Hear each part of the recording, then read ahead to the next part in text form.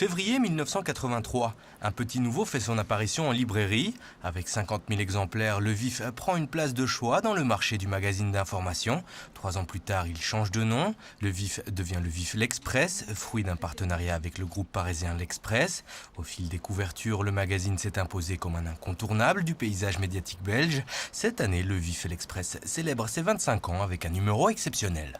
On a voulu mettre ce numéro spécial un petit peu sur le thème de la confidence, c'est-à-dire qu'on raconte dans ce numéro un peu toutes les coulisses du Vif, les petites histoires qui sont liées autour de la réalisation des covers. La couverture du numéro spécial des 25 ans du Vif L'Express sera habillée par l'artiste Delphine Boel. Elle revisitera pour l'occasion une de ses œuvres phares, Belgitude Aura, avec le noir, jaune et rouge de circonstance. Là, c'est comme si on lisait la main.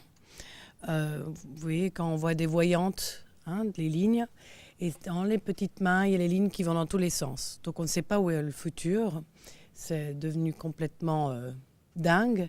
Et il y a donc les couleurs du drapeau belge qui explosent dans tous les côtés. Donc c'est le futur très incertain de la Belgique. Une vingtaine de journalistes et tout autant de collaborateurs participent chaque semaine à l'élaboration du Vif L'Express. L'an dernier, les ventes du magazine ont progressé de 12% en librairie.